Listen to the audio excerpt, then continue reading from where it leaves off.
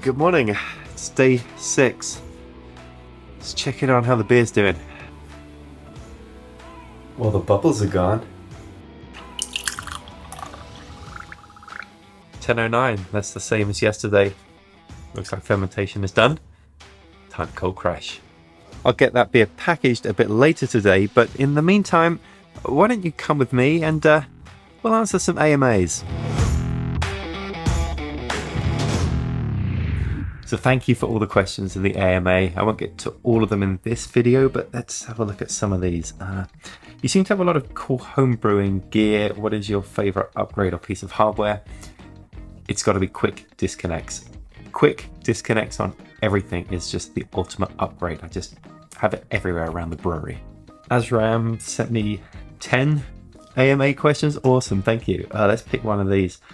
Homebrewing is a hobby for those who like cleaning. Do you agree? Yes, it's like 50% cleaning at least. What's your tricks for less cleaning after brew day? Clean as you go. As soon as I put the hops in, I am emptying my grain basket and rinsing it out. As soon as I shut off the cameras at the end of the brew day, I'm rinsing everything out as well. And then just letting stuff soak as well is kind of my tip. So I will just fill everything up with PBW, let it soak overnight, and then rinse it out the next day. What's your favorite way of making sour beer? Well, I've used Philly sour yeast, that's pretty convenient, but it wasn't quite sour enough for me. My favorite is kettle souring, where I just really leave the lacto in suspension with beer for 24, 48 hours. It works great.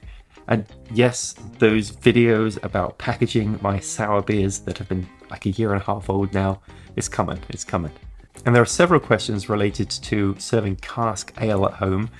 Yes, I would love to do that, just need a beer engine. All right, time to head into the office.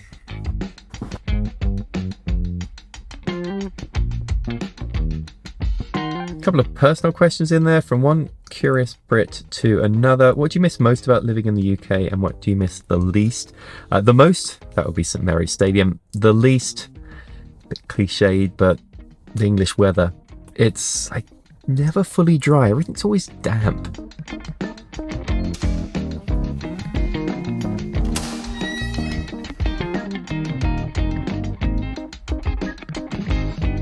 And I saw a question about what brought me to the US in the first place, and that's this place, IBM. I work here as a manager of an IBM training team. And my favorite part of every week is coming into the IBM video studio here with Dave to create some lightboard videos. These go out on the IBM Technology channel. I do one a week about a different area of technology. Other than the smoked beer, were there any other styles that you dumped down the sink? Yeah, actually I have a confession about this one. I brewed a Sati beer with Trent, and instead of using hops, that used juniper berries, and I asked Atlantic Brew Supply for some berries.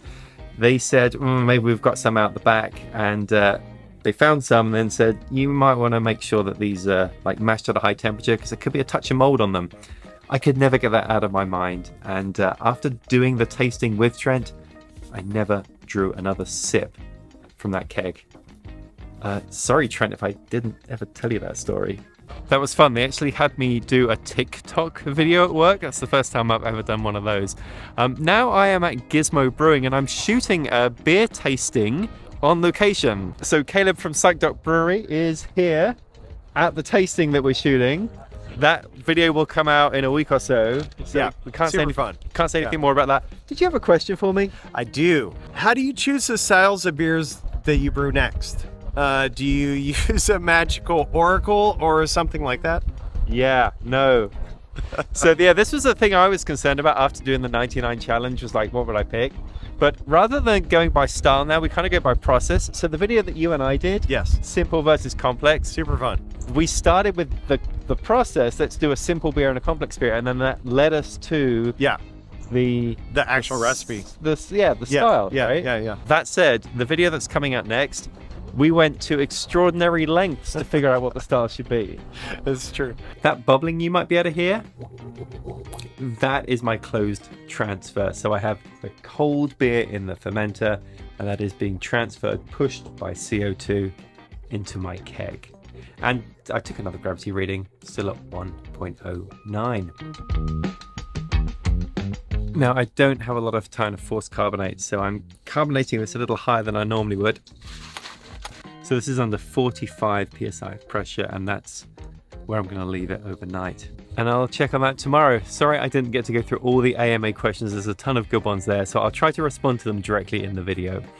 But yeah, that's it. I've done everything, got the beer ready for tasting. So tomorrow, Norm's coming over and we're gonna try this thing. Wish me luck.